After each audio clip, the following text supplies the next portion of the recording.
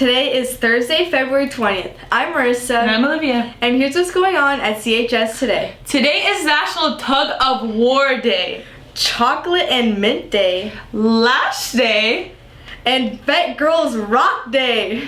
Congratulations to Miss Campbell's class for winning donuts and hot cocoa for dressing up the most during Battle Week Spirit Dress Up. Are you a rider? The Williams Rowing Society is hosting a riding contest. First place earns $100, second place earns $75, and third place earns $50. The theme is Good People Are Good because they've come to wisdom through failure. We get very little wisdom through success. Come to the library for more information. Hey Grizzlies, this month is Pennies for Patients, and Mr. Marshall's class is in the lead with $100. This fundraiser ends Monday, March 3rd. Pennies for Patients is a fundraising drive to raise money and awareness about the effects that leukemia has. Every cent you donate helps with research and helps patients pay for their treatment. So donate any spare change or scan the QR code to donate online. Pennies for Patients is a fundraiser created by the Leukemia and Lymphoma Society in order to help raise money towards finding a cure for blood cancers. Are you patient? I know I'm not, and neither are most kids. But when a child is diagnosed with cancer, they must be patient and sit through painful tests with no promise of a cure. Would you be that patient?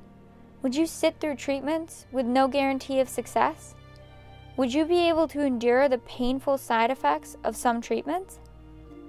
No one should have to go through this, and for the month of March, you can help save lives by donating change to the Pennies for Patients containers in your English classroom. Help those in need this month, and donate now. Don't have any spare change? Use this QR code to help donate for Pennies for Patients. The top 2 classes will get candy for their class who bring in the most money. Be generous, Grizzlies. College career news, scholarships. Make sure you visit bit.ly/centralhs scholarships to apply. FAFSA/CATA seniors, the deadline to submit your financial aid application for the 2025-26 school year is Monday, March 3rd. You have a week from Monday to complete it. We have one final workshop on Monday, February 24th to check your email from Miss Lynn this week for more information. ASVAB. The spring ASVAB will be offered on March 18th. It is open to all 10th through 12th grade students. Sign up at bit.ly/ASVAB_CHS. Stay in the know and be sure to follow CentralHS_college career on Instagram. Club news. There will be an Interact meeting in room 65 today at lunch. Senior news. You have until March 10th to pay your $300 payment for grad night. Here's what's happening on Ag News today. Seniors, please check the Google Classroom page for all available scholarships at this time. Grizzlies, FFA week runs from February 24th to the 28th. We will have dress-up days every day and games at lunch. Check the FFA Google Classroom for more information. Students who want to ride a donkey for the student team, stop by room 36 at break or lunch to pick up a fundraiser contract from Mr. Ramirez so that you can sell tickets. On Thursday, February 27th, FFA is having a blood drive. Everyone needs a form who's donating. Even if you are 18 years or older, you have to fill out this form. Scan this QR code to sign up. That's all of Ag News we have for you today, Grizzlies, and we will see you at the barn. Hey Grizzlies, use this QR code to sign up for the blood drive. The blood bank always needs blood. Sports news. Boys tennis versus Kerman at Central East. Start 3:30 p.m. Release lunch. Leave 1:20 p.m. CHS shuttle. Frosh Boys Volleyball versus Justin Garza at Central East. Start 4 p.m. Release 2 p.m. CHS, 2:30 p.m. East. Leave 2:25 p.m. CHS shuttle. JV and varsity boys volleyball versus Justin Garza at Central East. Start 5:30 p.m. JV, 6:30 p.m. varsity. Leave and release after school at 3:40 p.m. CHS shuttle. Varsity girls basketball versus Clovis West playoffs at Clovis West. Start 6 p.m. Leave and release after school, 4:30 p.m. CHS shuttle. Central High School celebrates Black History Month with George Washington Carver. Born into slavery in Missouri, George Washington Carver was orphaned as an infant and raised by Moses and Susan Carver, the family who had owned his mother. As a frail child, he was not required to help with heavy farm chores and spent his days exploring nature and the plants in the Carver house. Soon, he became known as the plant doctor. George left the Carver home to pursue an education on his own. After 2 years, he earned a certificate of merit and would have to move again in order to continue learning. He moved 75 miles away to Fort Scott, Kansas. He worked at menial jobs while trying to save enough money for school, but his life was a lonely one filled with poverty, cruelty, and prejudice. When he witnessed a black man being lynched, he fled.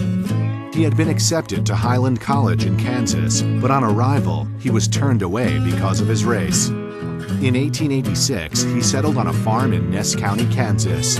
While there, he performed agricultural experiments that would later be valuable to him. George was able to save enough money for a semester at Simpson College in Iowa to study art. Out of 300 attending, he was the only black student, and he was welcomed. He was described as having a burning zeal to know everything. His art teacher was so impressed with his ability with plants and encouraged him to major in horticulture. He transferred to Iowa State Agricultural College and graduated in 1894. In 1896, having received a master's, George was offered a position by respected educator Booker T. Washington of the Tuskegee Institute in Alabama. At Tuskegee, George decided on his purpose in life. He was going to help a former slave population become self-sufficient through farming.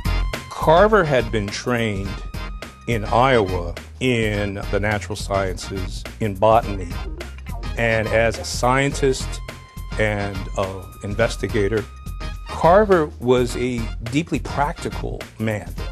He wanted to turn science into products that would benefit the black rural poor. He developed the Jessup wagon, a movable laboratory on wheels to help educate farmers. He encouraged them to rotate their crops to conserve the nutrients in the soil and to give up soil-depleting cotton crops. He persuaded the farmers to plant peanuts instead. In his Tuskegee lab, he developed over 300 uses for the peanut and 100 uses for the sweet potato. Anything from beverages to medicines to paints. Carver collaborated with Henry Ford in developing alternative fuels with soybeans. He also perfected a process for extracting rubber from the milk of the goldenrod plant. Carver produced a series of scientific inventions that were primarily designed to enhance the economic and agricultural productivity of the Black Belt. They benefited black and white farmers alike. George Washington Carver died on January 5, 1943. He was buried at Tuskegee next to his friend Booker T. Washington. His tombstone reads, "He could have added fortune to fame, but caring for neither, he found happiness and honor in being helpful to the world." Please stand for the flag salute. Ready? Salute. I pledge allegiance to the flag of the United States of America and to the republic for which it stands, one nation, under God, indivisible, with liberty and justice for all. Today's weather is sponsored by girls basketball. Good luck on your playoff game tonight. Today, a high of 59, a low of 42. Clouds and sun. Have a great day, Grizzlies. The dead riddle of the day. If you know the answer, come to room 65 for a prize. The more you take, the more you leave behind. What are they? That's all the news today, Grizzlies. And don't forget to follow us on Instagram, X, and TikTok at CentralHS_. I'm Marissa. And I'm Olivia. And we will see you later.